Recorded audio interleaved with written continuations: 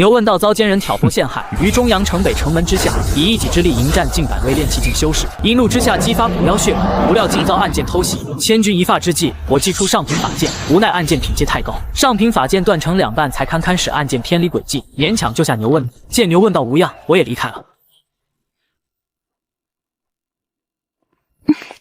李道友，你回来了，大战结果如何？2败俱伤吧，那些弟子多数都受伤了，牛问道也气功力尽，最后被暗箭所伤，算是2败俱伤了。他们居然能挡住牛问道！在他想来，古妖天才应当横推八方，不说纵横天下无敌手，纵横中阳城那是没问题。牛问道还是天真了些，那些人用阵法和护身宝物消耗他，事后又暗箭偷袭，卑鄙！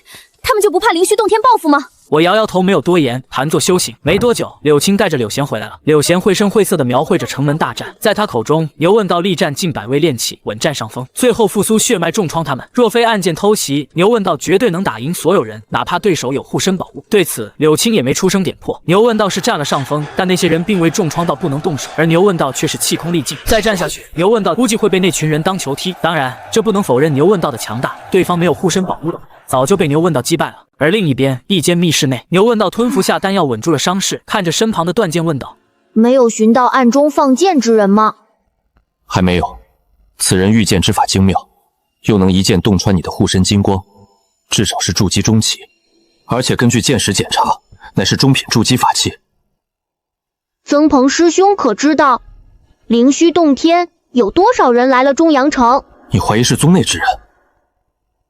也有可能，我去查查。”“有劳曾鹏师兄了，我想知道他们的详细落脚地。”“好，3日后给你消息。”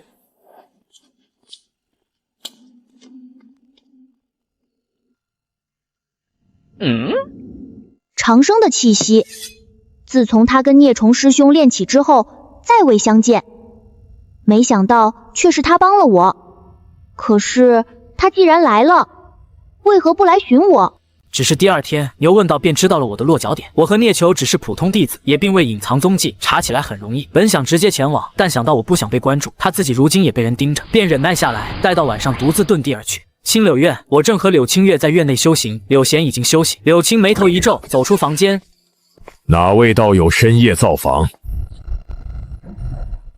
晚辈牛问道，见过前辈，在下前来是想寻一朋友。”牛问道，柳青月猛然睁眼，激动地看着牛问道。在兄妹2人心中，牛问道乃是古妖天才，地位尊崇，极难见一面。可现在却主动前来自己家中。柳青也识得他，微微一愣道：“不知你所说的朋友是？”牛问道目光看向我：“长生，你来了中都城，怎么不去寻我？”“寻你一起去挨揍吗？”“若是他去寻了，之前战斗会不会带上我？那筑基期的剑士照着我来上一下，那后果不敢想。”“嘿嘿，上次是意外，之前我都是横推，年轻一辈中无人是我对手。”我沉默不语。柳青月想开口，柳青道：“青月，回房，让他们好好聊聊。”“是。”柳青月有些不情愿，但还是跟着回了房间。“换个地方聊吧。”“去我那儿。”“还是去我租的铁匠铺吧，比较安静。”说完，我遁地而去。牛问道连忙跟上，与我离开了青柳院，来到铁匠铺。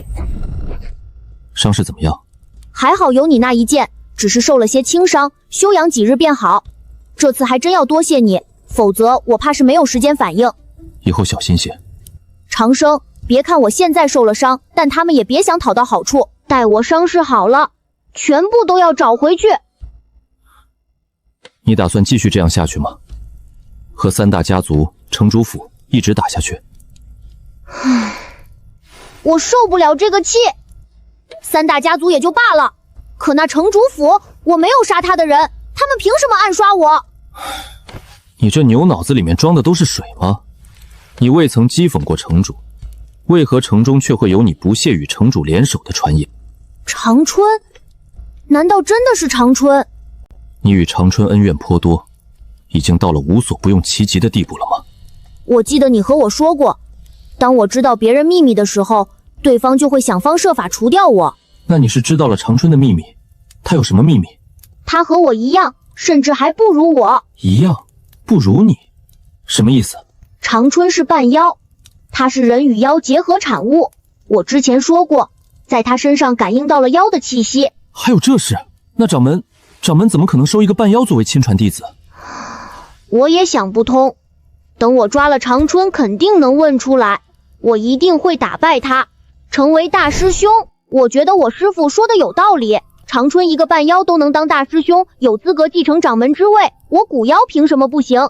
我实力更强，你也说过，弱肉强食，自然法则。可是有掌门压着，况且就算他是半妖，但他还是有一半的人族血统。掌门寿元不多了，我师父说，掌门好像是为了带回长春受了重创，损了寿元，之前一直寻延寿药材却没寻到，估计也就能活个20-30年了。我想起自己在藏书阁时陆长寿他们寻找延寿药材，原来是给掌门寻的。那妖修功法也是为长春寻的，半人半妖，人族功法也不是很适合他修行，需要改动。难怪会搜集妖族功法，一切理顺了。我却是为牛问道感到担心。我觉得你还是太急躁了些，你师父也是，短短20-30年而已，君子报仇10年不晚。长生，我以前觉得你说的话很有道理，但现在这条我不认同。有仇我尽量不隔夜。年轻气盛，我静静地看着牛问道。现在的牛问道正是年轻气盛、张狂时期，别说是他，就算是牛问道那不知道在哪的亲爹跑出来，估计也劝不了。我也帮不了你什么，我这恰好有一个残缺古妖符文，希望对你有帮助。我将食指递给牛问道，我已经完全学会了符文，留在手中也无用了。牛问道接过食指，却是浑身一震。这是古妖的手指？对，食人古妖的，一截小拇指，我也不知道有什么大用。有大用。等我研究透彻这上面的古妖符文，肯定能复苏更多血脉。就是不知道这食人符文能否被我所掌握。这古妖符文对于古妖来说是什么？古妖符文其实就是古妖的修行法，古妖的道。修行法与道？我第一次听闻到，灵虚洞天太小了，还没到谈道的层次。是的，修行到了极高深的境界，就能领悟天地大道，凝练成道文。而古妖符文就是道文的一种，会随着血脉传承。这也是为什么我们古妖的天资更强。这般说来，人类也是如此。当然，只是我还未曾见过这种天才。等以后我见到了，一定要和他们比比看谁更厉害。争斗之心少一些，多活几年不好吗？行了，今晚就到这里吧，以后有机会我去看你。那你可一定要来，等我当上掌门，许你一个长老之位。我笑了笑，还真是年少轻狂、意气风发的小牛犊子。牛问道走了，我回了青柳院。我劝不动牛问道，但是我也真心希望牛问道能如愿当上掌门。回到房间安心修行，通过和牛问道的交谈，对于古妖符文有了初步的认知，修行法与修行领悟形成古妖符文，难怪有修行者能从古妖符文中领悟出神通手段来。我也开始研究如何将自己的修行法与烙印的阵法、食指符文相结合起来，如此才是独属于自己的符文。不过在此之前，我还要烙印一个阵法，幻阵。有了幻阵，自己这棵长生树可以藏匿得更好，对付敌人也多一分手段。想到就干，我回忆着幻阵之法，在自己身上烙印起来。只是这样一来，消耗更大了，一条条纹路勾勒，有了之前的经验，轻松而又顺利。到了早上，上品炼器幻阵已经勾勒成功，我也感觉到了一股极限感。我毕竟只有炼体8层初期，烙印的阵法到极限了，再多便承受不住，也支撑不起消耗。给聂球送了早饭，继续修行。你和牛问道很熟？不是特别熟。可他昨夜亲自来寻你，说是朋友。他刚入灵虚洞天时，我们是朋友，但他已经灵是灵虚洞天最强天才了。那也是朋友。牛问道来找你，就证明他还将你当朋友。牛问道是个好犊子，他记得我这个朋友，我就知足了。你为什么不借助牛问道获取地位和更好的资源？朋友不是这么对待的，我自己修行也能提升。若是不断消磨朋友之间的情谊，那这朋友还能做多久？牛问道可以给我很多，但我能给牛问道什么？他可以不在意，但我还是在意的。安心修行吧，只有自己强大，才是真的强大。我明白了，靠人不如靠己。爷爷也曾教导过我们。我没有再多言，安心修行。柳贤又出去了，去关注中阳城情况了。柳青没有再跟去，只是看了眼我，便去忙碌了。显然他也还在惊讶我居然和牛问道是朋友，没有再外出，安心在青柳院修行，练气练体。柳青月也异常刻苦，修行完毕还会演练剑法、掌法，保证一天充实。柳青很满意，柳青月天资不差，如此刻苦，将来必成大器。至于柳贤，虽然还是耐不住性子，但也比之前强很多了。他每次回来也会带回中阳城和灵虚洞天的消息。牛问道被暗箭所伤，惊动了灵虚洞天，白玉泉长老亲自来了，可惜对方藏匿得太好，并未查出是谁欲使暗箭伤人。对此，柳贤还气愤过一段时间，说不是3大家族，就是长春的人。长生道友，你觉得是谁所为？牛问道的敌人。牛问道现在到处都是敌人，具体哪个敌人，我也不得而知。这事有白玉泉长老操心，我们就别白费心思了。自己的爱徒被伤，白玉泉很生气，亲自去了三大家族和城主府给牛问道撑场面。白玉泉在中阳城待了半个月，牛问道的伤势完好才离开。虽然没找到放箭之人，却也压住了三大家族和城主府，让他们不敢在明面上针对牛问道，算是暂时化解了之前的恩怨。牛问道也再次带着师兄弟们在外纵横，寻找灵药，斩妖除魔。聂球也终于炼制出了2柄上品炼器净法剑，交给柳青。誓言石所打造的武器交给柳贤，清风石所打造的法剑交给了柳清月。两人得到武器，迫不及待地对练一番。柳贤输得很惨，这段时间他远没有柳清月刻苦，输给了柳清月也刺激了他刻苦修行。只是这份刻苦只坚持了7日，又出去放松了2日。这一日，柳青带着兄妹2人来到我面前。小道友，饭菜已经备好，我要带他们出去一趟。祝前辈此行顺利。柳青笑了笑，带着2人离开青柳院。他们离开后，我看着老柳树，右手按在树干上帮老柳树炼化灵气。老柳树也很放心我，任由我帮忙并查看自身。我倒也不是觊觎老柳树修行法什么的，只是想帮他烙印10指符文，让他更坚固些，别自己走后不久就被人砍了当柴烧，或者被虫子、鸟什么的啄个窟窿。连续探查了3天，彻底了解了老柳树，我才帮他烙印10指符文。随着10指符文烙印，老柳树变得更加坚固，气息也厚重了一分。他摇曳起来，带起一股劲风。以后少动弹，以免引起注意，被人砍得当柴火。老柳树当即不再动弹，静静修行。待师兄炼制完法剑，我就要回宗了，不知何时才能出来。你可不能学牛问道那犊子，太过年轻气盛，早晚出大事。老柳树伸出一根枝条，用力点了点，表示自己记住了。也不可肆意害人，会被人斩妖除魔的。当然，若是有人想害你，你也不必客气，将其化为肥料养分，助你成长。老柳树再次点了点枝条，交代完毕，我盘坐而下继续修行，直到晚上柳青才回来，却不见兄妹2人。他们2人呢？已经拜入清玄洞天，以后在洞天内好生修行。待寒铁法剑炼成，我也该去了。恭喜，到了清玄安心修行，清月刻苦，必有一番成就。唉，可惜凌熏洞天太乱了，否则还想让他们做你师弟师妹。和柳青又聊了几句，我回房修行去了，安心修行。等聂球炼器完成，我也会去铁匠铺磨练一下手艺，顺便注意一下关于牛问道的消息。自从白玉泉长老来了之后，一切就平静了。牛问道没有再和3大家族、城主府起冲突，都克制着自己，井水不犯河水。我不知道这平静能保持多久，但至少牛问道有了研究10指符文的时间。只是虽然中阳城平静了，可还有个长春。案件伤人不是3大家族和城主府，那就只剩下长春了。于是内斗再次开始，长春被牛问道追着到处跑，几位弟子被打成重伤。这位大师兄被牛问道打得一点面子都没有，斩妖除魔药被抢了，在外寻找灵药，灵药被抢了。长春恨不得将牛问道扒皮抽筋，可却无能为力，只能保证自身安全。牛问道也很大方，将得来的灵药几乎都给了身边的师兄弟们，聚拢人心。中阳城不少修行者也投靠牛问道，得了赏赐。我轻叹，若是牛问道不是古妖，是人类天才，说不定真能争上一争。当然还有一个前提，那就是掌门有换继承人的想法。在这个修仙世界，个人力量足够决定事情走向，而灵虚掌门就是决定一切的人。金叶还丹的境界几乎寻不到敌手。中阳城恢复平静，大家族也低调了许多。时间飞逝，又是1个半月时间过去，聂球终于将筑基法剑炼制出来。那彻骨的寒气，只是看一眼都像是要被冰封一般。柳青很满意，交了真元丹和2瓶炼气丹。我和聂球离开中阳城，返回灵虚洞天。柳青也锁好院门去了清玄洞天，他还要照顾柳贤兄妹2人。聂球载着我御剑而行。师兄，耗费这么久才得了1瓶真元丹，还要被宗门拿去1半，是不是亏了？这么久时间，在宗门能获得更多的真元丹，本来觉得挺好的任务，此刻算一笔账，好像亏大了。长生，你要记住，只有亏损的求气人，没有亏损的炼气师，炼丹师也是如此。为何？聂球一翻手，手中多了一块巴掌大小的寒铁。真元丹是小头，这才是大头。师兄，我惊愕，没想到聂球留了一块。他要的法剑我给他炼制成了，剩下的材料自然是我的了。此事炼制之前，我与他便已商定。我竖起大拇指，果然是没有亏损的炼气师，这种特殊材料可不是一般材料可比。可惜赤岩石和清风石太小了，只弄到一点边角料。若是多些，再添些材料，又是一柄上好法剑。那爷孙3人能拿出3块奇石，已经很富有了。走吧，回去后好好修行。御剑回归，随着聂球去交任务，真元丹去了5颗，炼气丹还剩下1瓶，将炼气丹递给我。聂球道：“你拿着修行吧。”这怎么行？我并未出力。你我之间何须客气，也要多谢你这段时间送饭，这能说没出力？再者，这上品炼气丹已经对我无用了，留着也是吃灰。多谢师兄。走，随我下去一趟。聂球拿着真元丹没有直接回房，而是去了另一个炼气师所在之地。一位黑袍炼气师正在冶炼炉前捶打，一身灵力十分浑厚，还不会用真火呢。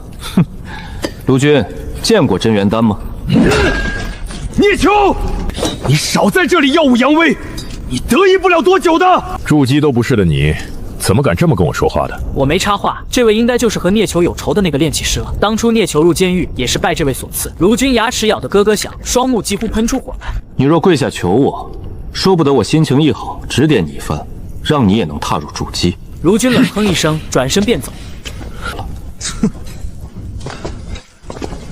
你欺人太甚！要不是你运气好得了些丹药，岂会超越我？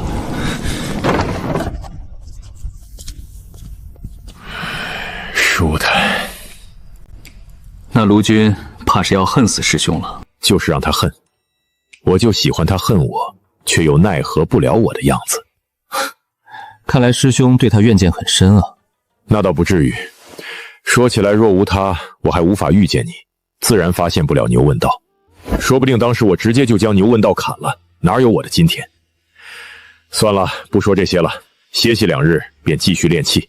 我点点头，带着炼气丹回房修行。聂球也拿着真元丹闭关修炼，一颗颗炼气丹炼化，我的修为快速精进起来。只是现在已经炼气8层了，这炼气丹提升效果远不如之前。将一瓶炼气丹炼化完，还没到中期，慢慢打磨灵力，缓缓淬炼身体。闭关了2日，继续炼气。我的上品法器没有再用10指符文，只是炼制普通的法器。聂球也开始炼制筑基法器，他还要将得来的寒铁化入自己法剑之中，提升法剑威力。日子恢复平静，炼气修行得宗门赐下的丹药，偶尔换成气血丹用来淬体。我也会抽出时间去气脉藏书阁翻阅各种书籍，全部背下来，同时也在研究新的术法神通，比如幻剑诀，主攻虚幻，与凌云3剑契合，也适合自己烙印的幻阵。同时也研读御剑术，等自己筑基了，直接御剑飞行、金盾、水盾这些盾法也在研究，每天都很充实。五行盾术、幻术法门、灵虚13剑，每日练气完毕便钻研这些。我没有闲着，以前没时间，现在不一样了。气脉比较清闲，有时间研究，研究累了我也会放松一下，去看看书，听听弟子们的谈话，打听下牛问道的事情。自中阳城回来之后，牛问道还算安稳，只是追着长春不放。虽然矛盾不断，但没闹出人命。牛问道还是比较克制的，或者说白玉泉也不敢让牛问道杀了长春，打败羞辱，证明自己实力可以。可若是杀了门派大师兄，这性质就不一样了。牛问道风头更强盛了，虽然名义上还不是大师兄，但已经完全盖过了长春。整个中阳城都知道有一个古妖天才，大家都在谈论牛问道的事情，提及长春。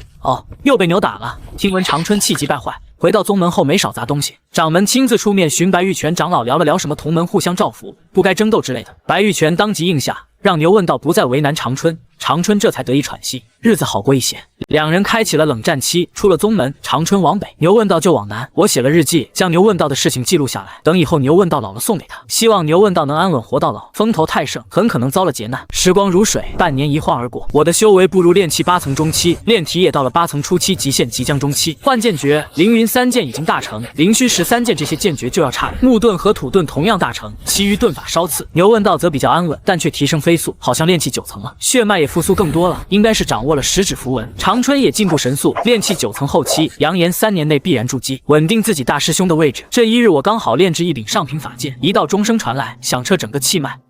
气脉召集钟声，无缘无故气脉怎么会召集弟子？长生，我们去看看。我跟随聂球前往气脉峰顶，气脉弟子们也纷纷赶往山顶。来到山顶，已经有上百位弟子聚集，还有弟子正在赶来。气脉五长老立于前方高台之上，见过五长老，不知钟声响起，可是有何大事发生？等都来了，本长老再宣布。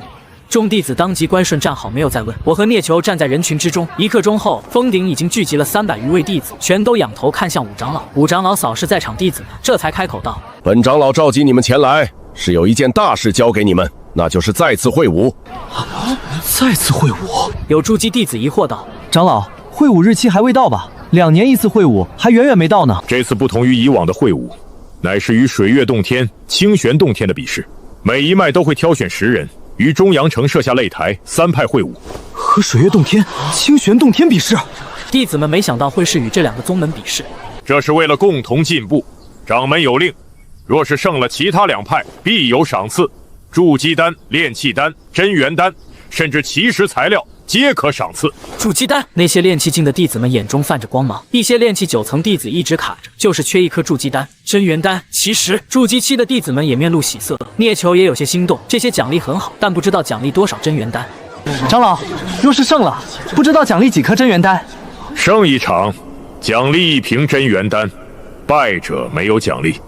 若你能带领宗门胜过2派炼器师，额外奖励10瓶真元丹，2块奇石材料。奖品如此丰厚，一位位筑基弟子都开始幻想自己力压2派，将所有奖励收入囊中。长生，以你的技艺也可以参与。3派比试不可能只比筑基境，炼器也会比。我就算了，半路出家，如何比得上这些师兄？你炼制的上品法器可不比他们差。大家都是同样的炼器法，都能炼制上品法器，如何不如？炼制速度呀，我才练起多久？哪怕再努力钻研，也不可能比得上这些练起多年的气脉弟子。虽然同样能炼制上品法器，但炼器9层处理材料就是比8层快。要不试试看，万一不看速度呢？师兄也不必安慰我，我在气脉安心炼气，每月有几颗丹药修行，已经很满足了。最开始来气脉，只是单纯不想被欺负，能有今天，我已经很知足了。你倒是想得开，我还在想如何帮你争呢。没事，师兄你去就行了。我炼制过奇石，多数师兄弟可是没这个机缘。并不是每个人都能得到奇石，柳青能有3块全是祖上留下的，不少气脉炼器师也只是在宗门见过没有上手。自从炼制奇石之后，他炼气术进步非常大，完全不惧那些筑基中期的师兄。你们还有3个月的时间准备，到时挑选出10位弟子，筑基5位，炼气5位，选出之后告知你们3派比试的具体时间。是。众多弟子们轰然应道，弟子们各自散去，想参加的留下巡武长老报名，我则先回炼器房练气练熟悉一下剑诀和手段。比试的事情我就不参与了，太过引人注目的事情不适合长生术。3派比试不只是气脉，牛问道应该也会参与。年轻气盛的牛犊子应该正在摩拳擦掌，想着夺第1把。聂球回来之后便一头扎入炼气室闭关了。我依旧是炼气修行，日子没有变化，不想炼气便出去看看书，听弟子们谈论宗门事情。听说长春和牛问道下了赌约，这一次谁能带宗门胜利，谁就是大师兄。长春居然将自己大师兄位置拿出来做赌注，如此魄力，实在是佩服。还不是牛温道一直纠缠，觊觎大师兄之位。长春大师兄心系宗门，不想再斗下去了，想的是一致对外，哪像他一头牛能懂什么？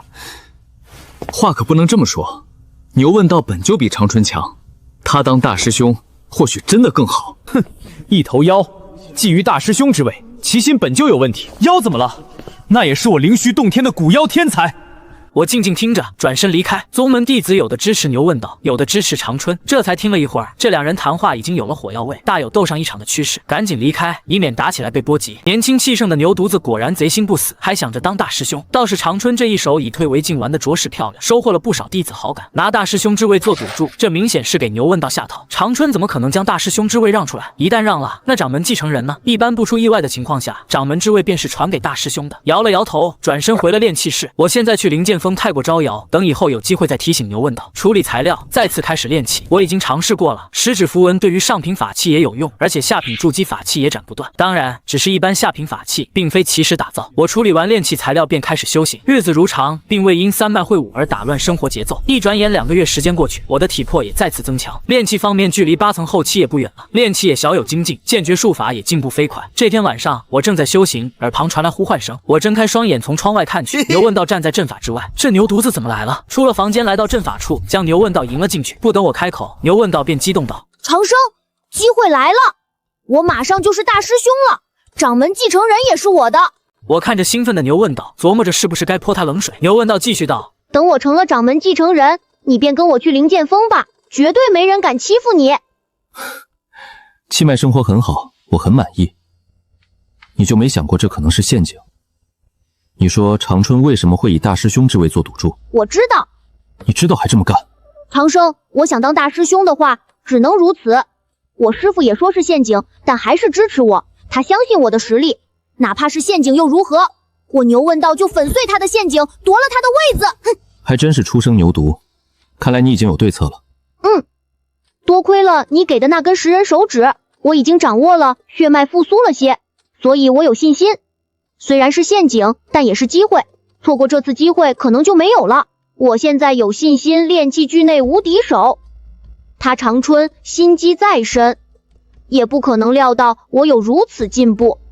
若还是暗箭呢？我担忧道，之前御史剑使伤了牛问道之人，可是还没找到。师父已经给了我新的护身手段，暗器绝对伤不了我。长生，你就把心放肚子里吧，以后就跟着我，我也会带领灵虚洞天更上一层楼。我见他模样，心中越发有些不安。但牛问道现在正是兴头上，血脉复苏让他信心爆棚，一切听起来确实没问题。那就祝你成功，不过万事谨慎一些。放心，这次绝对没问题。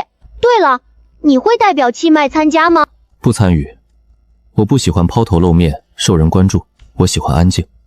我还以为我们能一起参与呢。我摇摇头，没有多言。牛问道也不再多说，离开了炼气室，返回灵剑峰。希望自己的担忧是多余的吧。我轻叹一声，安心修行。我在想一个问题，长春是个很大的问题，掌门为何如此培养长春？更何况他还是个半妖，掌门竟不惜大范围搜集妖修功法，为其研究适合的修行法。长春天资再强，能有牛问道强吗？这其中有问题。算了，有问题也不是我能探查的。我将脑海中的想法甩去，对于长春其实也有些兴趣，比如他的修行法，那半人半妖的血脉，特殊的修行功法，还有他收集的妖修功法。那监狱之中的藏书阁都只是记载了炼气境的，那筑基境的呢？研究心得呢？这些是我想要的，但想到自己实力低微，就只能按耐住心中一切想法。至于请牛问道帮忙抢夺长春功法，算了吧，这个麻烦我惹不起。一旦抢了长春的功法，那便是传达给他一个信息，我们知道他的身份了。我当初也提醒过牛问道，知道太多秘密的人会被杀的。掌门这位金叶还丹还在背后站着，真逼得他出手，谁挡得住？不急，慢慢等。我在心中对自己说，自己有的是时间。掌门的20-30年寿命，相对我来说很短暂。只要掌门没了，长春若还成长不起来，必然完蛋。就算是成长起来，长春以后的孩子也会有妖血，同样要继续研究。只要耐住性子，得到这些功法是迟早的事情。我再次叮嘱自己，不要去冒险，不要学牛问道那小犊子。想通之后，我静下心来继续修行，空闲时间出去听弟子们谈论。现在长春和牛问道都在拉拢气脉和丹脉弟子，这两个家伙将手都伸到两脉来了。刚回到家中，一名熟人来了，韩久远。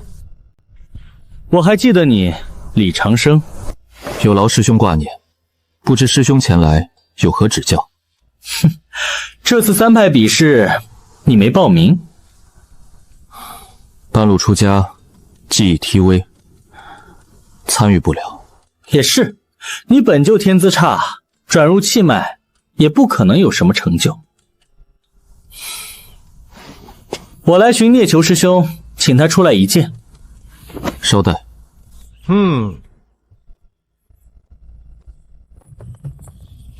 师兄，韩九九来了。可有说前来作甚？无非是3派比武，请你支持长春。长春和牛问道立下赌约，谁带领宗门胜利，谁就是新的大师兄。我去见见他。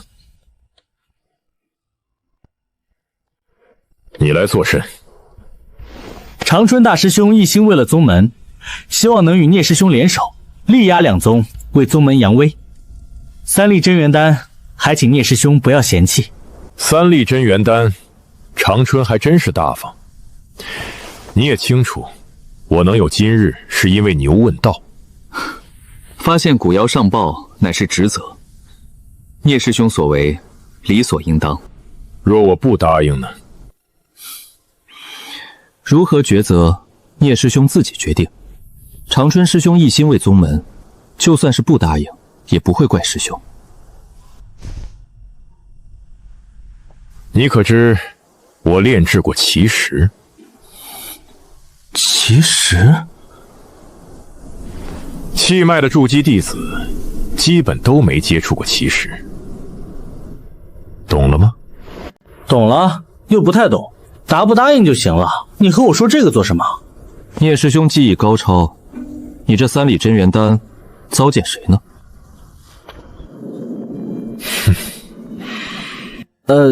这我得问问长春师兄。韩久远迟疑了一下，长春定的是一人3粒真元丹，别的炼气师早就激动的收下了，而聂球反而要加价。韩久远并未走远，在一旁取出传音玉佩，联系长春。你说他会不会给？会吧，毕竟现在长春要名声，而且师兄确实技艺高超，就是不知道给多少了。我也觉得会，丹药我们先拿着，具体看情况，谁赢跟谁。这样我们也不算对不起牛问道了，还是中立。师兄高见。哼，这送上门的丹药，不收对不起自己。长春师兄技艺高超，这是5粒真元丹。好，以后我就是长春师兄的人了。是宗门的人，长春师兄一心为宗门。没错，是宗门的人。对了，还有呢？还有什么？长生的丹药还没给呢。他又不参与气脉比试，但他是宗门的人，不是说一心为了宗门吗？这是你的，多谢师兄。聂师兄，能否让我和李长生师弟单独聊聊？哼。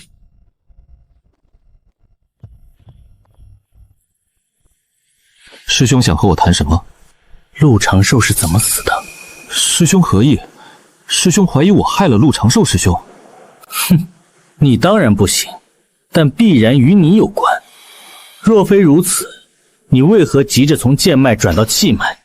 因为聂师兄缺个帮手啊。韩师兄，若是怀疑我，请你拿出证据再来说话，否则我要喊聂师兄了。哼，你真以为聂球会护着你？别以为攀附了聂球就一飞冲天了。韩师兄，若无正事，我要回去练气了。长生师弟，你要明白，聂球不可能护你一辈子，在凌熏洞天生存，就得学会识时务。陆长寿之事可以不提，但你要摆正自己位置，不要自视过高。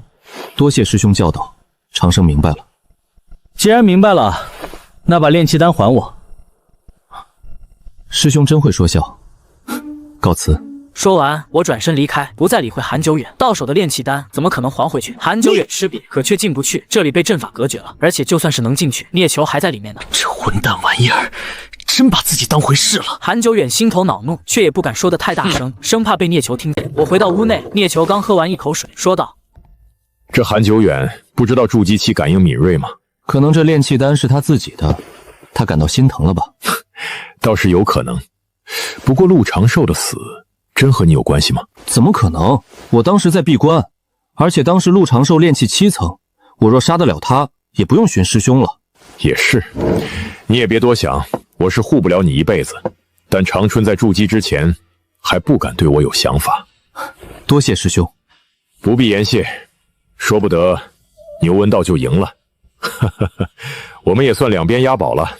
两边押宝算是正常操作了，大部分弟子都会这么做，谁也不得罪。我拿着炼气丹闭关了，有了这一瓶丹药，我应该能步入炼气8层后期。一颗丹药炼化，药力迅速转化，化为精纯灵力。法器先不急着炼制了，等提升之后再说。聂球也闭关修行，将5粒真元丹消化。时间流逝，我炼化了丹药，顺利踏入炼气8层后期。聂球炼化了真元丹，前去参加气脉比试了。我继续炼制法器换取丹药，有时间也不出门，开始研究新的修行法。古妖符文乃是修行法与自身所悟大道而成，我没有古妖传承，结合了十指符文和阵法，勉强算是半个古妖。我在想能否将修行功法与阵法和符文契合，若是可以，我也算是没有血脉的古妖了。我安心闭关修行，饿了就吃1粒辟谷丹，除了换丹药，基本不出门。至于韩久远，不可能来这里寻我麻烦，现在估计还在和长春商议如何对付牛犊子。气脉比试如火如荼，我安心在家研究自己的灵虚玄功、草木花妖修行法以及各种阵法。十指符文能用，其余妖修的修行法应该也能用，只是没找对方法。1个月下来，没什么进展，我也不失望。这本就是一件长久的事情。我回忆在藏书阁记下的各种秘籍心得：凌云3剑飘渺不定，难以捉摸，和幻剑诀契合，幻剑虚幻，虚实交合，配合凌云3剑，幻剑重重，真实杀剑越发诡秘，再加上自身烙印幻阵，对于这2门剑诀也有了新的理解和感悟。我想起了花妖的修行法，花妖能够迷惑神智，特别是花香，一旦嗅到花香，便能让人进入幻境。我没有花香，但我有幻阵，花妖的修行法很适合与幻阵相合。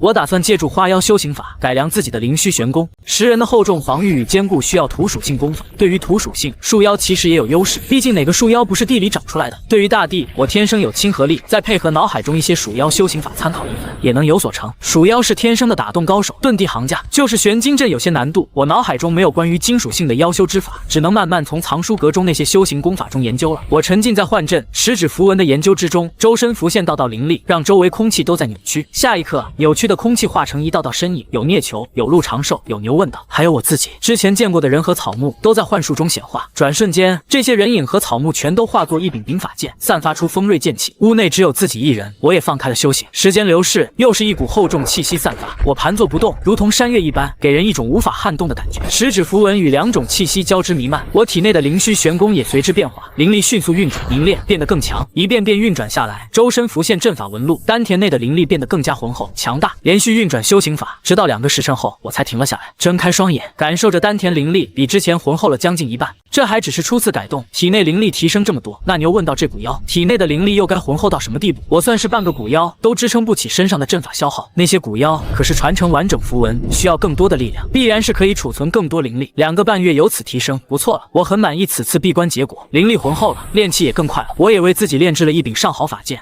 用的10指符文、幻阵和玄金阵，就算碰上下品筑基法器也可一战。不遇上其实打造的法器，或者牛问道这种古妖天才，在炼气境我应该寻不到什么敌手。当然，这是1对1的情况下，像牛问道那种动不动一挑一群的家伙，我可比不了。现在的我算是发育不良的古妖，总有一天自己会堪比古妖，甚至超越。我心中默默给自己定了个小目标，追赶古妖。牛问道，我安心炼制法器，拿去换气血丹，回来炼体。1日过去，气脉的比试结束，聂球脸带笑容回来了，他成功闯入前5名。恭喜师兄。算不得喜，等打败了2派，才是真正的喜。以师兄的技艺，自然不在话下。比试之日可定下了？定下了，就在半个月后。中阳城外已经搭建好比试擂台。那到时我为师兄呐喊助威。哈哈，好。说不得还能遇上柳青3人。那段时间相处，你与他们应该挺熟的。还行。他们入了清玄洞天，应该都有不小提升。清玄洞天有一种玄灵液，可助修行，比起上品炼气丹还好，可惜产量极少。你可以问问他们能否弄到，我可以用法器与之交易。好，但他们刚入清玄洞天，可能性不大，而且清玄洞天也有炼气师。没事，问问看。柳青也是筑基，清玄洞天多少会给几分面子。至于炼气师，清玄洞天可比不上我们气脉的风云极炼。啊，那我们气脉这次岂不是稳赢？若无意外，应是我们赢。风云极炼在这附近可是独门技艺，真希望早日筑基，能一观风云极炼之法。放心，会有那么一天的。定下比试之日，聂球没有再练气，而是放松一下自己，我则继续练气修行。如今练气境法器，聂球已经指点不了我，该学的都学会了，不该学的也学会了，比如10指符文。我更多的则是钻研功法，改造灵虚玄功。其余2脉也选出了前10名，准备前往中阳城比试。林剑锋的练气境，牛问道和长春占据了第1和第2。半月时间眨眼而至，聂球带着我前往中阳城，他去比试，我接了一个炼制上品法器的任务，奖励只有4粒炼气丹，并非每个人都有骑士给的报酬丰厚，大多数都是普通人。中阳城东门门口已经摆好了擂台，还有清理出2个空地，有炼丹炉和冶炼炉。比试还没开始，周围已经聚集了不少人，观看着擂台、丹炉和冶炼炉。我和聂球分别，孤身一人来到任务之地桃花院，敲了敲门，有仆人前来相迎。院内种植着10余棵桃树，故名桃花院。一名青年男子盘坐在桃树之间，挑动琴弦，铮铮琴音流淌院内。灵虚洞天，气脉李长生前来为道友炼制法器。贫道莫玄明，道友有礼了。根据我所接的任务，道友是要炼制一只笛子。不错。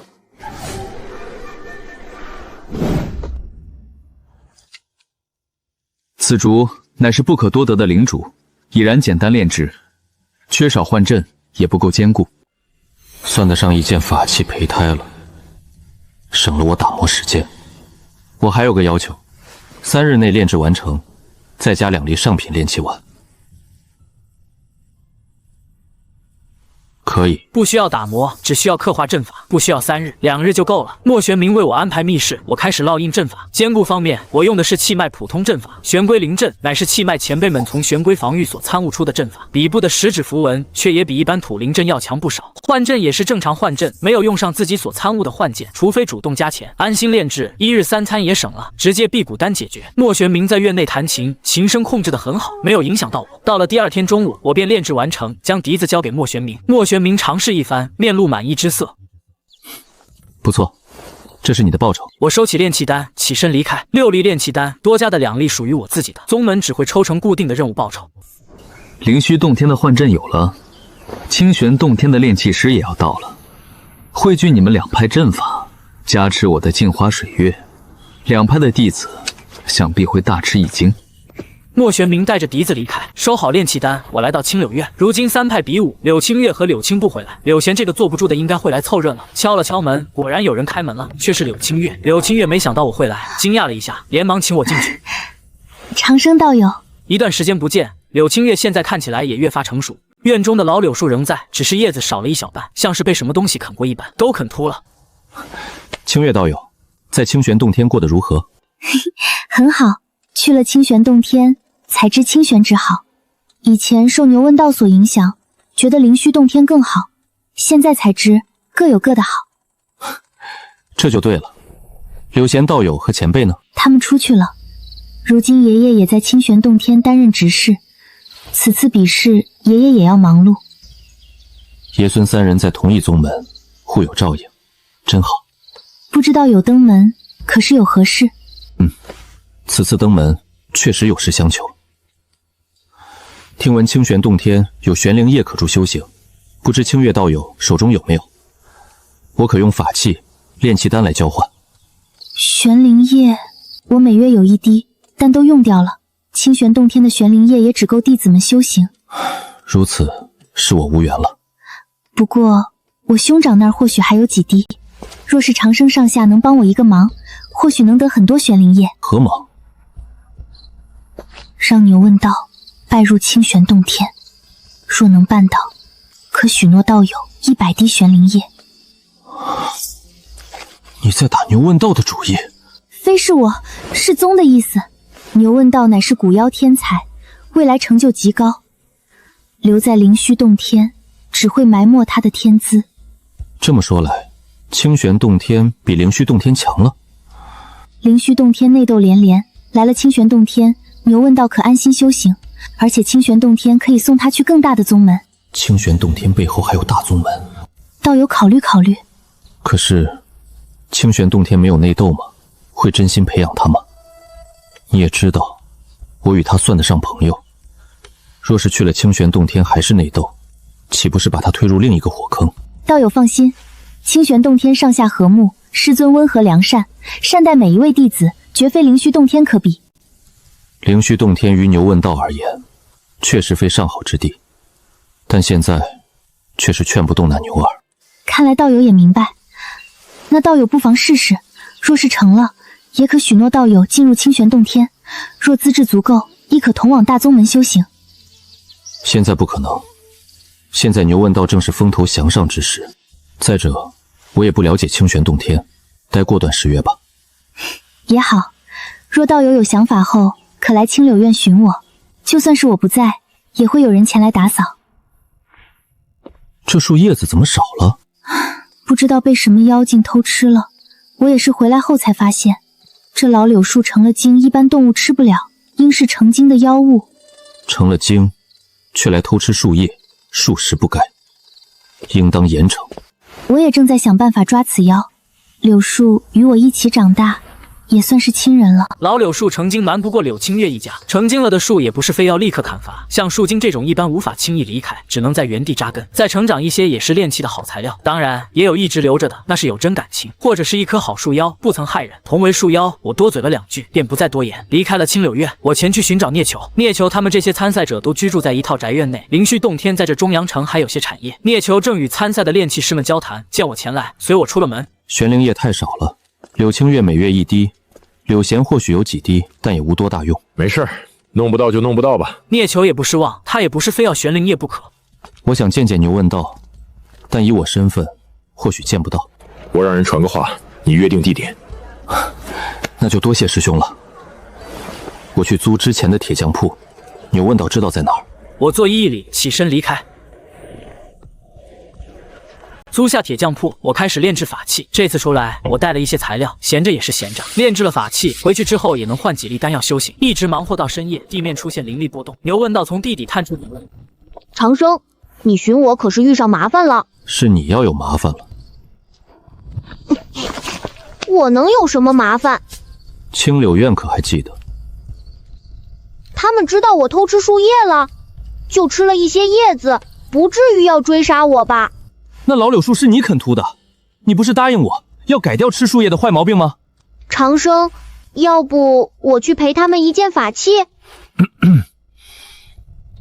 你可真大方，一件法器买老柳树的叶子，那柳树成了精，实质也是柳树给的，你可是受了他的恩惠，怎能啃他叶子？”“我给了炼气丸补偿的，等我有了资源再回报他。”牛问道低垂着头，像是犯了错的孩子。以后我换棵树，就是普通树，口感差了点儿。你吃树叶还吃出口感来了？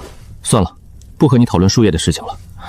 今日我去青柳院，柳青月想拉你入清玄洞天，让我加入清玄洞天？哈哈，我都快当上大师兄了，怎么可能去清玄洞天？他们怎么想的？再说，我牛问道可是感恩的牛，师尊还在灵虚洞天呢，我经过师尊教导，岂能这么背叛？牛问道很激动，一口气说了很多。我只是随口一提，我也不知道清玄洞天如何，是好是坏，但这却证明了一件事。什么事？清玄洞天都注意你了，你不觉得自己风头太盛了吗？越是这个时候，越容易出事。他们想害我，是害你还是帮你，暂时不知道。倒是你和长春之事，我总觉得长春和你立下赌约，是个诱惑你的陷阱。哼，那我踏平陷阱就是了。现在长春还不足够我一蹄子打的。我知道你强，但如上次一般，明枪易躲，暗箭难防，多留个心眼，保证安全，总不会错的。你说的有道理，小心无大错。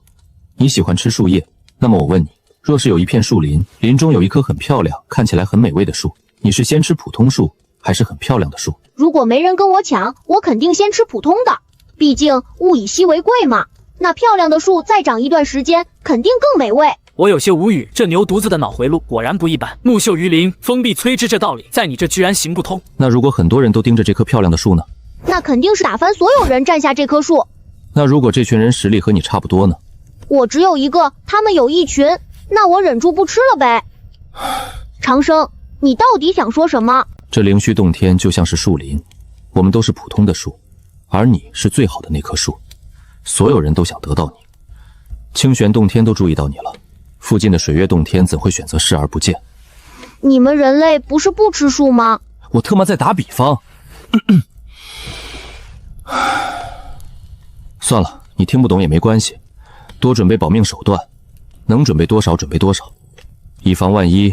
这件事怎么想都不对劲。可这牛犊子终究太年幼了，仔细算算，牛问道不过4、5岁，确实是个小犊子。若是真出了事，一定要走远些，别被人抓到了。任何人都不可轻易信任，你记住了吗？我记住了。虽然我觉得不会这么糟糕，但你的话我听。你听得进去就好。行了，你回去吧。我给你留了一些，挺好吃的。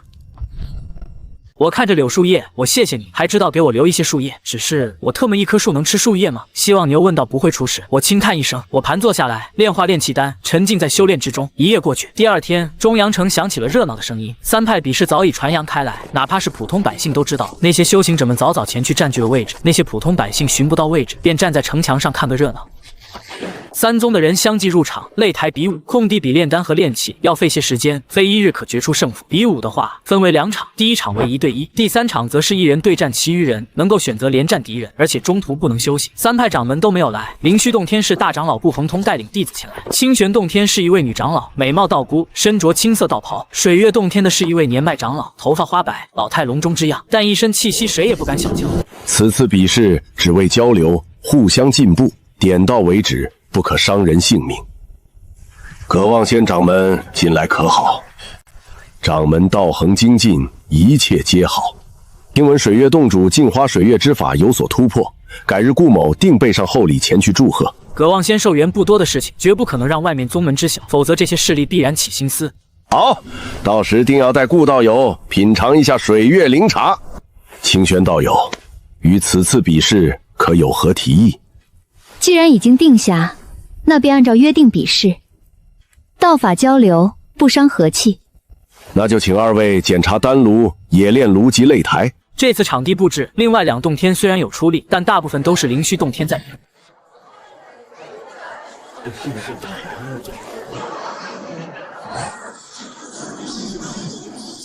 已经检查好了，没有问题。既然没问题，那便抽签选择丹炉和冶炼炉。顾恒通取出签筒，交由2位长老，水月洞天长老负责丹药签筒，清玄洞天长老负责炼器签筒。至于比试，则不需要抽签，由宗门安排或者弟子意愿上去。为了配合丹炉和冶炼炉比试，擂台之战上午比试1场炼器，下午比试1场筑基，否则斗法快速结束，炼丹和炼器还不知道要比试多久。大多数修行者都是冲着斗法来的，炼丹和炼器他们可看不懂，还没拿剑比划2下精彩。我看了一会儿，今天没有牛问道比试，我便离开了，回到铁匠铺继续炼器修行。至于孽球的比试才刚开始，都拿出了奇石，短时间内比不完。哪怕筑基期的冶炼炉火焰特殊，也非几日可成，最快也得2月。1天时间下来，城内百姓都在谈论3派比试之事，全都是谈论擂台斗法。至于炼丹炼器，大部分人连灵药和材料都分不清，谈论不起来。炼丹炼器夜晚还在继续，既然开始了，他们就不能离开丹炉和冶炼炉，时刻要守着。我只是注意了下，没有什么特殊消息，便专心修行了。第2天，城内修行者、百姓们依旧兴致勃勃前去看热闹，我继续在铁匠铺忙活着自己的事情。眨眼间便是4日时间过去。是清月道友啊，我已转告牛问道，他会考虑的。此次非为牛问道而来，你有没有察觉到城中妖怪多了？妖怪？我一直在铁匠铺，并未出去，未曾察觉。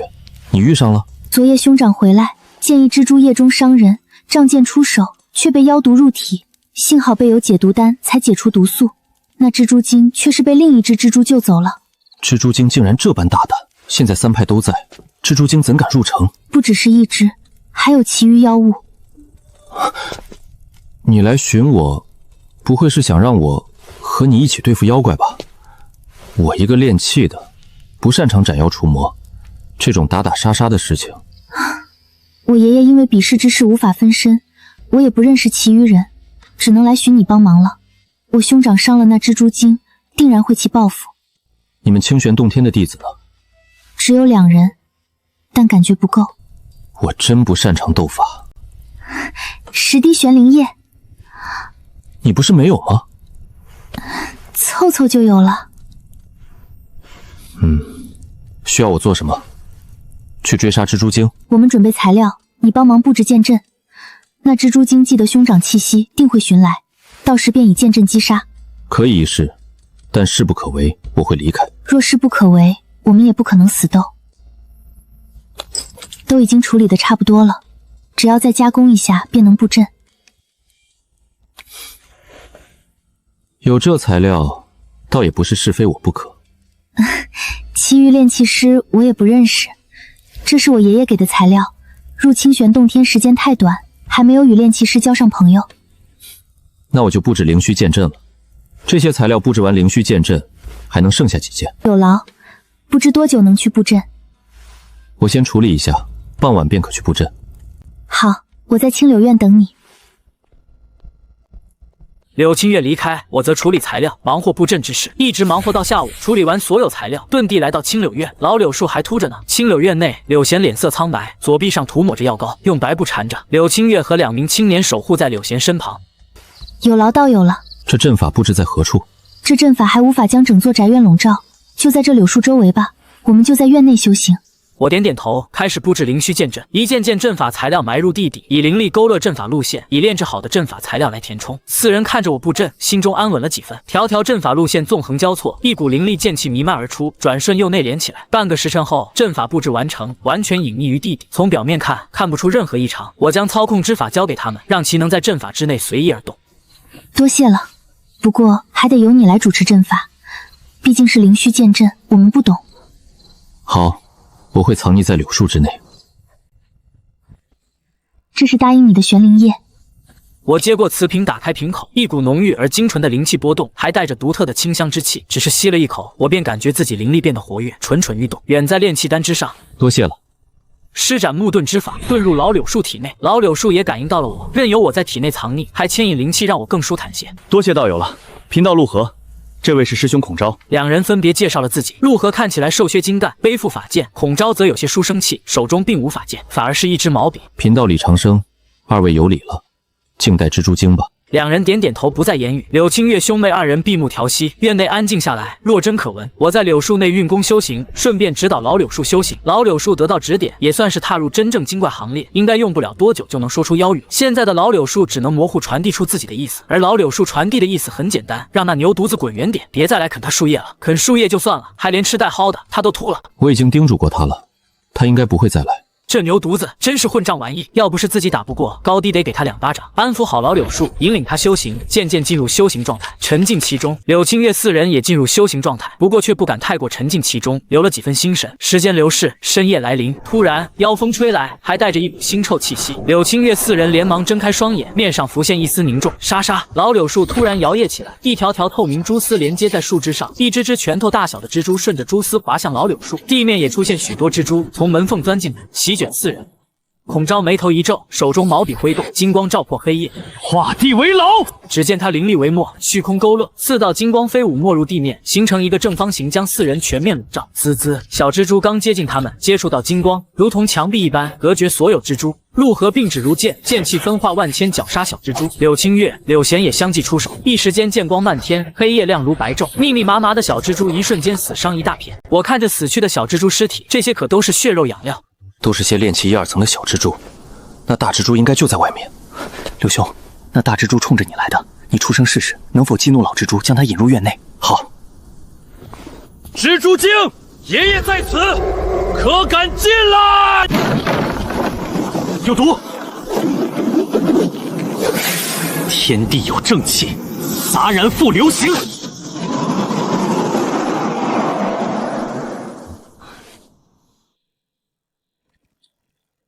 清玄洞天孔昭，阁下为何害人？就不怕被我玄门高人斩杀？玄门高人伤了我，就要付出代价。若你们赔偿100滴玄灵液，此事或可罢休。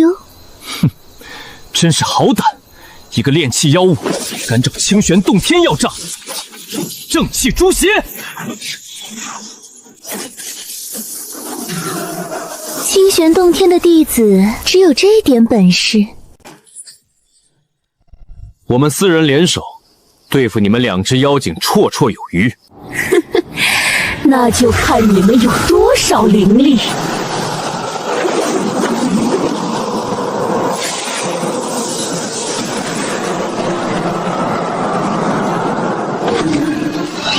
小心！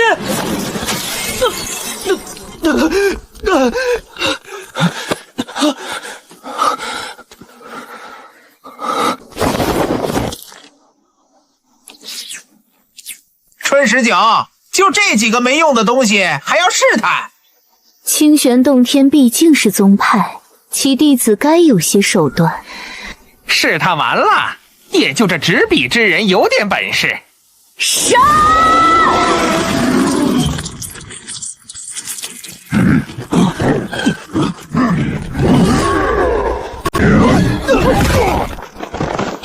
白猿兄弟，你们是望月妖王的手下。哼，既然认出来了，那就乖乖受死！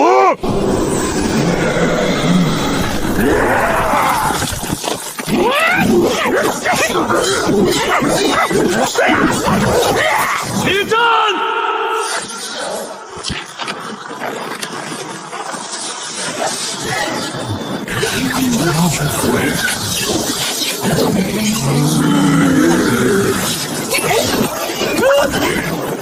他们使诈！都怪你，你个坏事的蠢货！要不是你，我们怎么会这么贸然冲进来？少废话，区区剑阵而已，解决他们便是。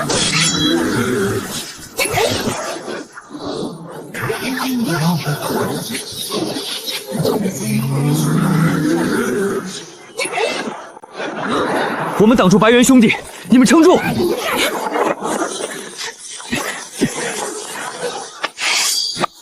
兄长，还能战否？可以。那我对付2个蜘蛛，你拦住狸猫，只要拖延下去，剑阵也能耗死他们。明白。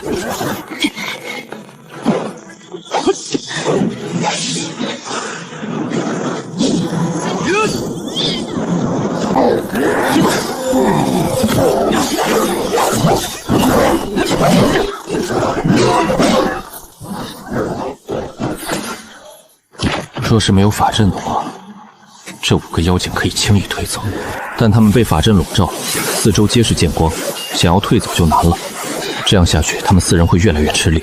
你帮一下吧，正好试一下刚练成的幻阵。这几只妖怪，我完全可以碾压，也能以幻阵击胜，不会出现问题。啊！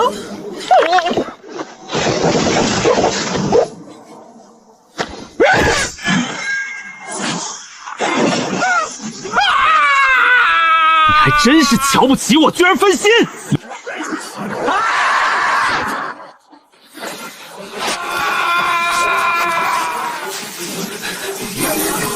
去帮清月道友吧。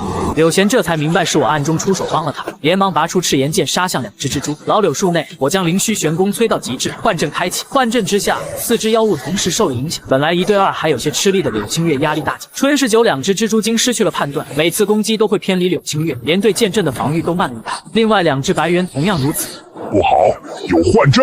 白猿兄弟无论是实力还是见识，都在蜘蛛精和狸猫之上，第一时间有所察觉。卑鄙的人类！白猿兄弟怒极，浑身肌肉隆起，恐怖气息爆发开来。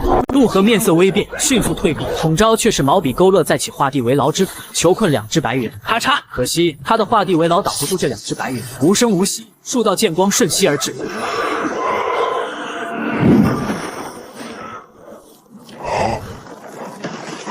假的！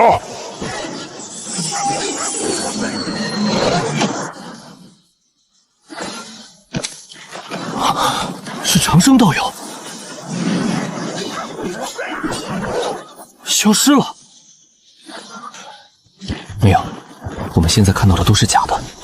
别说话，斩了剩下的白猿。兄弟！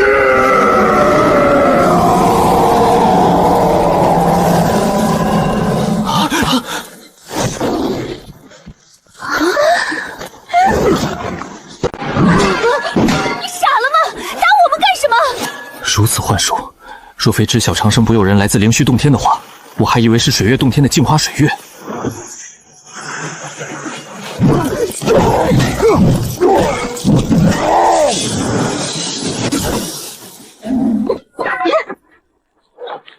看着倒地的白猿，4人心头发寒。这幻术之法还真是无声无息杀人，扪心自问，他们也挡不住这种杀伐手段。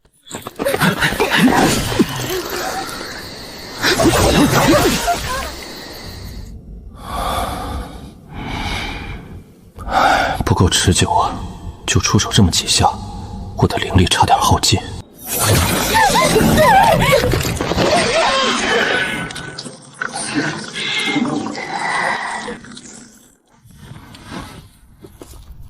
说，你们为何会出现在这中阳城？卑鄙的清玄洞天，大王一定会为我们报仇的。还挺硬气，先卸了他们的蜘蛛腿，交给我了。我可是在刑罚殿进修过的，小蜘蛛，你们可要扛住啊！大王让我们前来，是为了吸引3派注意力，方便他去见一个朋友。4人一怔，这中阳城有望月妖王的朋友。望月妖王的朋友是谁？不知道，大王的朋友哪是我们这些小妖能接触的？道长饶命啊！除了你们，还有多少妖怪？都来了，大王将手下小妖都派来了。大王吩咐让我们随意行动，想吃谁就吃谁。这望月妖王疯了！望月妖王筑基圆满，实力确实强横，但面对3派还不够看，他哪来的胆子与3派为敌？将这个消息传给爷爷。此事重大，确实要通知执事。此件事了，我也该回去了。多谢道友了，还请道友转告灵虚洞天望月妖王之事。会的。不知这妖怪尸体能否分我2具？啊，这3只妖怪都是道友所杀，道友带走便是。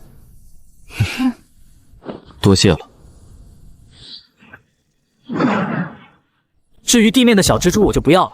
顺手给老柳树存一点，补充些养分。没有急着回铁匠铺，而是在地底开始吞噬3具妖怪尸体。万一望月妖王能感应小妖气息找到铁匠铺，我不得完蛋。3具尸体迅速干瘪，血肉精华被吸干储存在我体内。妖怪的尸体血肉精气比人强多了，我感应的血肉精华远非人修可比。特别是白猿兄弟，血肉精华十分浓郁，一个顶得上一个半的大狸猫。至于陆长寿，那差得太远。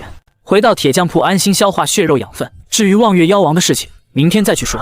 一股股血肉精气化为精纯养分，淬炼身体，本体之干，血色纹路越发清晰，让长生术变得更加妖异。一夜淬炼，我的炼体再次精进不少。我又取出一滴玄灵液吸收修炼，精纯的灵液化开，不是丹药，而是纯粹的灵气，还有草木的气息。这是以草木提纯的灵气，纯粹的精纯灵气轻易转化成灵力，而且一滴玄灵液几乎抵得上2颗上品炼气丹了。炼化完玄灵液，感受着体内灵力的精进。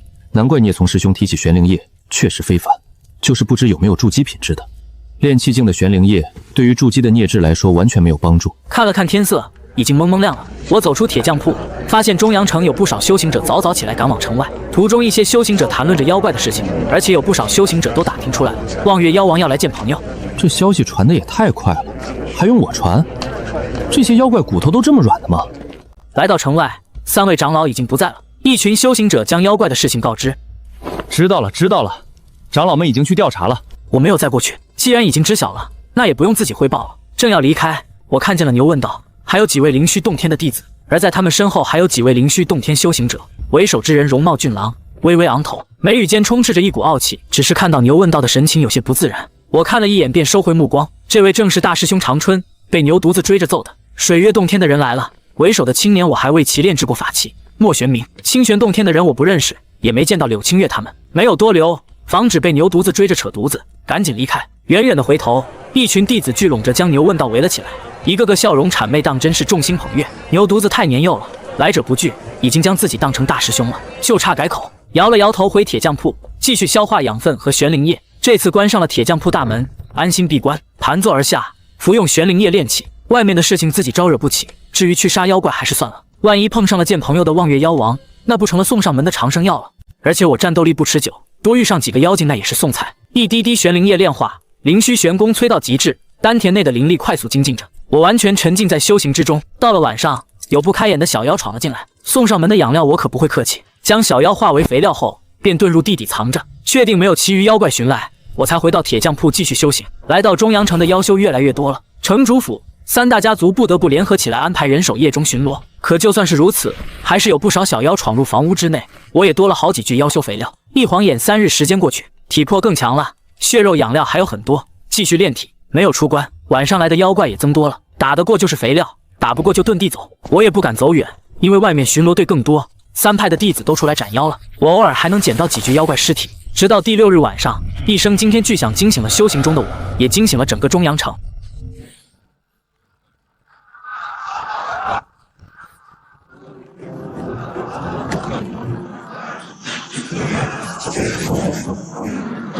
筑基妖怪，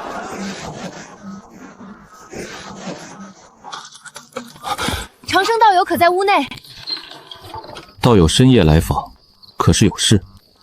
最近妖怪越来越多，今晚望月妖王现身，我想请你去青柳院催动阵法，共同抵御妖怪。望月妖王现身了？是的，刚才空中有一只披着月光的蟾蜍，便是望月妖王本体。望月妖王本体乃是望月禅，吸纳太阴之精修行。好，那我随你去青柳院。我略一沉吟，带着柳清月遁地回去。来到院内，依旧是孔昭和陆河、柳贤，不见柳青老爷子。望月妖王座下那些筑基妖也进城了，我爷爷也出去抵御筑基妖怪了。希望接下来没有什么妖怪前来。我随着他们盘坐在老柳树下，夜色逐渐深沉，外面不时传来妖怪的吼笑声，一只只妖物冲向房屋建筑，也有冲来青柳院的。我再次遁入老柳树内，开启阵法抵御妖物。好在这些妖物都是些炼气6、7层的，没有出现炼气9层的。配合阵法，这些妖怪只能留下满地尸体，刺鼻的妖血在黑夜中飘荡，妖怪的尸体铺满了地面，金色剑光几次暗淡。好在孔昭给了我恢复灵力的回气丹，才得以支撑。有蜘蛛也有蛇，还有蝎子精、蜈蚣精，全都是剧毒之物。好在都是些小妖，并未攻破他们防御。深夜，一声狼嚎响彻，进攻的妖怪全部掉头离开，妖怪如潮水般退去，4人瘫软在地。我也从老柳树中出来，依靠着老柳树。这群妖怪是想攻城不成？不会，若是攻城的话，那望月妖王不会离开。望月妖王主动离开，便是不想造成太大的破坏。可他们这么做又是为了什么？费这么大力气，牺牲这么多小妖，难道是来凑个热闹？明日就知道了。几人不再多言，盘坐而下，恢复灵力。灵力恢复，几人出去看了一眼，有城主府的巡逻队前来让他们回去休息。几人确实困乏，只得回院内休息。一觉醒来已是第二天中午，柳青早已回来，只是情况很不好，少了一条左臂。柳青月和柳贤眼眶红肿，显然是哭过。只是，您这是？昨夜与一条妖蛇斗法，不慎中了蛇毒，只能断臂保命。那望月妖王疯了不成？不怕我们事后报复？谁知道这望月发什么疯？不过望月确实厉害，一人独占3位长老从然而走。灵虚洞天顾恒通被打成重伤，其余2位长老伤势也不轻。望月这般厉害？十分厉害。望月估计要踏入金叶还丹了。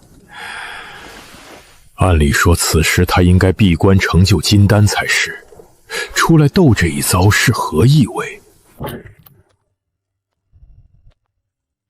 回到铁匠铺，到处都是被翻过、毒虫爬过的痕迹，未曾造成太大破坏。我再次吸收血肉养料储存起来，便出门了。我要听听除了筑基期、炼气期的修士们遭遇了什么。城内到处都是谈论昨夜之事的，诉说着昨夜何等凶险，自己何等勇猛，杀了多少妖怪，有的更是将妖怪皮毛拿出证明昨夜自己的勇猛之处。昨夜妖怪太多了，就算是捡也能捡到尸体。正要离开，不远处谈话声音引起了我的注意。听说昨夜长春被妖怪打伤了，3派比试要延后几日。岂止是长春，那水月洞天、清玄洞天也都闭门不出了，估计也都受了伤。昨夜牛问道大杀4方，都杀出自己院子了。我远远看了一眼，当真勇猛，那根铁棍都几乎杀得变形了。要说还是牛问道强横，所有人都受伤了，唯独他没有。可不是嘛，听说牛问道用了不少筑基手段，还打伤了一个筑基。筑基？昨夜去3派的有筑基妖怪？等等，这望月妖王不会是冲着牛竹子来的吧？可是，若是冲着牛问道来，应该隐秘行动，怎么会如此人来见朋友的？算了，想不通不讲了。盘坐修行，继续炼体。这次妖怪工程给我送来的养料，足够我体魄再进一步。我这边闭关，中阳城也逐渐恢复安定。经历这一战，也让不少修行者富裕起来。特别是3大家族收集了大量妖怪尸体，这些妖怪可以入药炼丹，也可以炼制成法器，乃是不错的修行资源。只是苦了那些散修没有背景手段，不少成了妖怪口粮。而3派的比试并未因此中断，经过3天时间的疗养，长春他们也恢复了，继续比试。城中的修行者们也如之前一般观看，妖怪们到来并未影响到他们。牛问道依旧强势，这牛犊子自从打赢长春后就忘记了低调是什么东西。当然，主要原因还是他师尊的缘故。长春不战而败，岩童们之间不想伤和气，甘心认输。所有人都知道长春不是对手，如此说不过是要面子罢了。牛问道力压清玄洞天，连续战斗击败一派，没有休息，再战水月洞天弟子依旧强势，完全是碾压。同阶之内寻不到一招之敌，直到遇上莫玄冥。莫玄冥的幻术高明，一件笛子法器，3派幻阵加持，震惊了所有人。牛犊子险些没看出来，最终是以浑厚的灵力强行打破幻境，最后收手不及的情况下伤了莫玄冥。可是让人没想到的是，莫玄冥中毒了。牛问道的铁棍上竟然有望月妖王的独门剧毒，一时间所有人都认定之前望月妖王是来寻牛问道的。顾恒通大长老当场便要将他镇压，没想到牛问道早有准备，遁地而走，不知去向。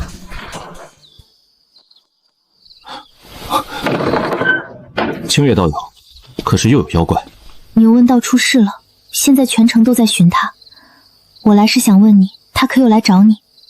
牛问道出事，出什么事了？他的法器上有望月妖王独门剧毒，在擂台上伤了莫玄冥，在顾恒通长老出手之下，遁地逃走了。望月妖主的剧毒伤了莫玄冥？我一呆，这信息量有点大，我一时间消化不了。牛犊子怎么和望月妖王扯上关系的？我理了理思绪，总结：牛问道用望月妖王的毒害了莫玄冥。不曾听说牛问道与望月妖王有联系，这其中或有隐情，具体情况要先寻到牛问道再说。清玄洞天愿意给牛问道一个澄清的机会。清玄洞天？可灵虚洞天、水月洞天应该不会允许他澄清。或许我想明白了。想明白了什么？这次3派比试，长春主动提出胜者为大师兄。牛问道一直和长春斗得不可开交，长春主动提出本就有问题。牛问道毕竟年幼，头脑简单，就算知道是陷阱，也想着一试。长春吗？莫非是他联系的望月妖王栽赃陷害？具体就不清楚了。我与牛问道相见过之事，希望你能保密。我明白，若是牛问道来寻你，你一定要联系我。清玄洞天绝无恶意。若有机会，我会转达。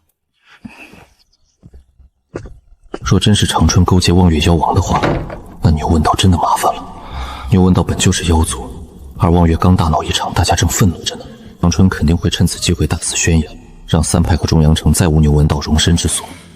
走了也好，不要再回来。人类世界不适合这牛犊子，哪怕天资足够，但心思太过单纯。师兄，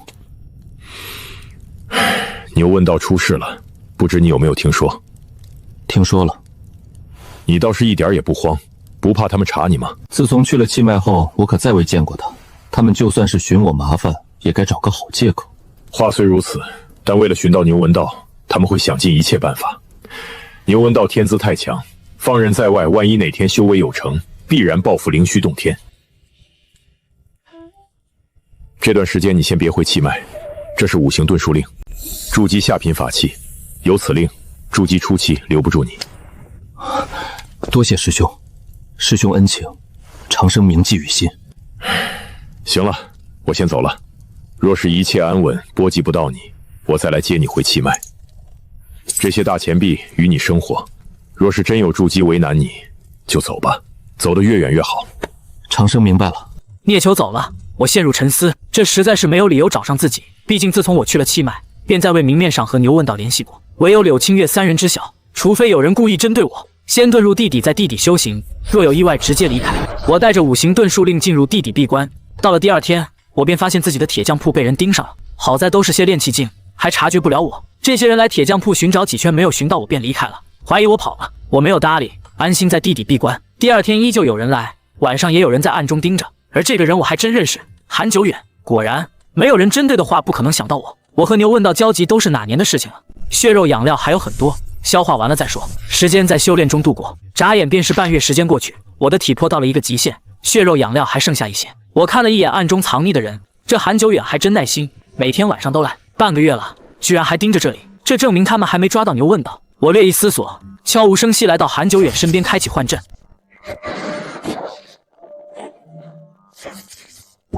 长春师兄，您怎么来了？还没有动静。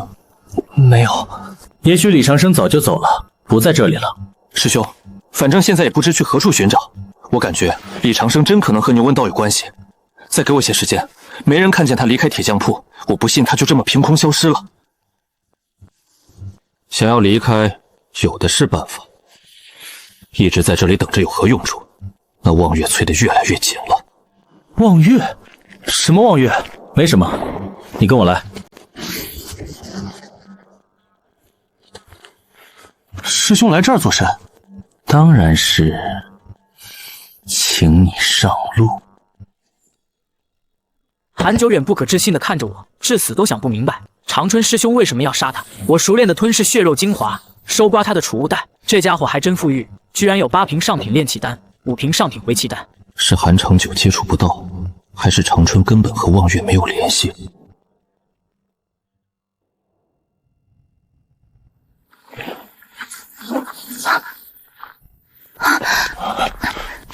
长生道友，可是牛问道有消息了？没有，我那铁匠铺整天被人盯着，就算是牛问道想寻我，也不敢现身。你是想让我们帮你引开他们？不错，你们也得展现一些诚意。比如现在牛问道肯定在被追杀，你们就没消息？有，牛问道现身过几次，现在灵虚洞天、望月妖王、水月洞天都在追杀他，每次灵虚洞天都能提前找到，应该是在他身上下了追踪手段。不过你放心，我们已经将消息传出去了，相信牛问道也会察觉到问题，设下了手段。那他们知道牛问道的行踪，为什么还派人盯着我？这不是白费力气吗？他们没有抓到牛问道，自然要盯紧牛问道接触过的人。你还算好的，据我们所知，白玉泉长老现在连宗门都出不了。为了牛问道，这些人还真是下了血本。根据我们的调查，望月妖主就是冲着牛问道来的。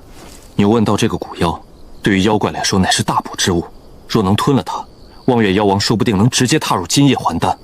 牛问道还真是个宝。当然是个宝了，培养起来，将来绝对是一尊大能。对了，你们打算用何办法引走他们？自然是让人假扮成你，吸引他们。确实是好主意。之前你们没这么做，未经过你同意自然不会。而且你若突然出现，这假的就被识破了。若是牛问道真来寻你，或许会寻到我们的人。那就这么办吧。我先回铁匠铺了。牛问道与我有亲近的感觉，对别人没有。找人假扮我能骗过别人，骗不了牛问道。回到铁匠铺，继续在地底潜修。有了韩久远提供的资源，又能安心闭关一段时间了。柳清月和孔昭也安排人手假扮我，在城内寻了一个铁匠铺练气打铁。第二天，我的铁匠铺果然没人关注了，铁匠铺不再被人盯着，我也松了口气，可以安心修行了。我也去假的那边看了一眼，还真有几人。那些人没有去询问假的我，只是盯着。他们知道牛问道还在外面，盯住所有关的人，不过是为了以防万一罢了。不得不说，清玄洞天的易容伪装之法还是挺厉害的。这些盯着的人都没看出破绽。我快速炼化着血肉精华，完全沉浸在修行之中。眨眼间又是1月时间过去，炼气8层顶峰，炼体也突破极限，再次进步。筑基下品法器都砍不动我，丹药和血肉精华已经全部耗尽了。晚上我遁地去问了一下柳清月牛问道的情况。前几日牛问道返回灵虚洞，想要去寻师兄弟，遭遇埋伏，我们的人暗中相助帮了他一把。现在牛问道逃到哪里我们也不清楚，只知道在中阳城附近。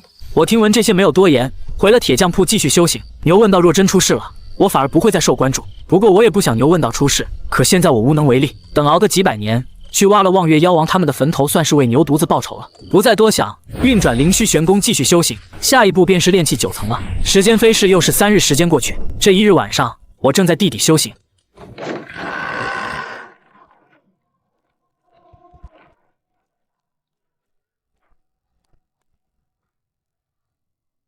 哎，长生，你不在这里了。